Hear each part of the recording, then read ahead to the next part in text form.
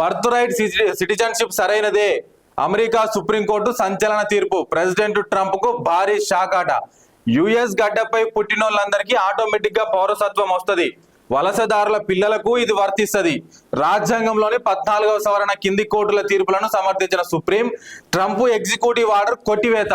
ఇక 6-3 మెజారిటీతో జడ్జీల తీర్పు అయితే మెజారిటీ తీర్పును రాసిన supreme chief justice John Roberts ఇది చెత్త తీర్పు, ఈజీగా చట్టం తీసుకొస్తామని మళ్ళీ ట్రంప్ చెప్పిండు. వాస్తవానికి ఏముంది అంటే ఇంతకు ముందు గతంలో అంటే ట్రంప్ రాకంటే ముందుకు అమెరికాలో పుట్టిన ప్రతి ఒక్కరికి అమెరికా గడ్డ మీద బర్త్ అంటే పుట్టినటువంటి ప్రతి ఒక్కరికి ఆటోమేటిక్ గా పౌరసత్వం వస్తుంది, అంటే సిటిజన్షిప్ వస్తుంది అనమాట వాళ్ళకి.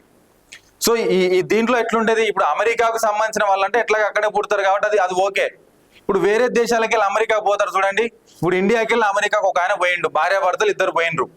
పోయిన తర్వాత వాళ్ళు అక్కడనే కన్సీవ్ అయినరు, అక్కడనే ప్రసవించిండ్రు, అక్కడనే వాళ్ళ కొడుకో కూతురుకో బర్త్ ఇచ్చిరు అనుకుందాం అమెరికాలో. సో ఆటోమేటిక్ గా పుట్టినటువంటి కొడుకు సిటిజన్షిప్ అనేది వస్తుంది అనమాట.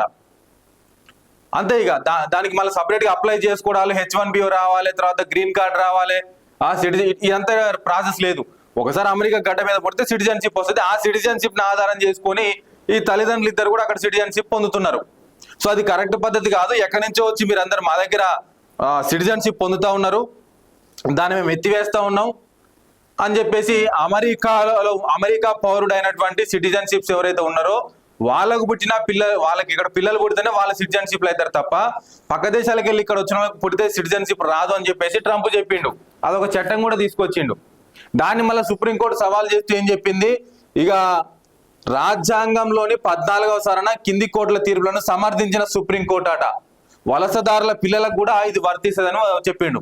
వలసదారులు అంటే ఎవరు, వేరేది ఇప్పుడు భారతదేశం నుంచి, చైనా నుంచి, కెనడా నుంచి, ఆస్ట్రేలియా నుంచి ఎవరైతే ఇప్పుడు పక్క దేశాలకు వెళ్ళి అమెరికాకు ఎవరైతే పోతారో అక్కడ వాళ్ళు పిల్లలకు జన్మనిస్తే కనుక ఆ పిల్లలకు మళ్ళీ ఆటోమేటిక్ గా సిటిజన్షిప్ రావాలని చెప్పేసి కోర్టు చెప్పింది. మళ్ళీ దానికి ట్రంప్ ఏమని కౌంటర్ ఇచ్చిండు చూడండి. ఇది చెత్త తీర్పు, ఈజీగా మళ్ళీ నేను చట్టం తీసుకొస్తా అని చెప్తున్నాడు. చూడండి ఎట్లా ఉన్నదో కథ. ఇప్పుడు అమెరికాలో 4 సంవత్సరాలు అనుకుంటా కదా, ఒకసారి గిట్ రండి ఇది చూసొద్దాం. ట్రంప్ అసలు ఎప్పుడు ఎలక్ట్ అయ్యిండు, ఇప్పుడు సెకండ్ టైం కదా మనోడు, సెకండ్ టైం కాబట్టి ఇక Donald Trump second and current tenure as the president of the United States began upon his inauguration as 47th president on January 20, 2025. అంటే మొన్న 2025లో ట్రంప్ రెండోసారి అధ్యక్షునిగా బాధ్యతలు చేపట్టిండు. ఏది అమెరికా దేశానికి. 2025 అంటే సాధారణంగా వాళ్ళకి 4 సంవత్సరాలకు ఒకసారి టెన్యూర్ ఉంటుంది కాబట్టి 2029 వరకు ట్రంప్ ఉంటున్నాడు అక్కడ.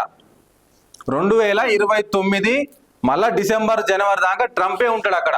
దగ్గర 2030 అనుకో రాదురిగా. ఇక అందుకని అట్లా రెచ్చిపోతున్నాడు. ఎక్కడో అమెరికా అధ్యక్షుడి వార్త ప్రతిరోజు మన తెలుగు పేపర్లో వస్తూ ఉన్నదంటే ఎంత ప్రభావితం చేయగలుగుతున్నాడు ప్రపంచాన్ని ఒకసారి ఆలోచించండి. యుద్ధం సమయంలో ప్రతిరోజు ట్రంప్ లేకుండా వార్తాపత్రిక కంప్లీట్ అయిన రోజు లేదు. ఈవెన్ ఇప్పుడు కూడా యుద్ధం అయిపోయినా కూడా అక్కడ జరుగుతున్న పరిస్థితులు ప్రతిరోజు కూడా మనం చూస్తా ఉన్నామంటే అవి ఎంత ప్రభావితం అవుతా ఉన్నాయో చూడండి ఒకసారి మీరు.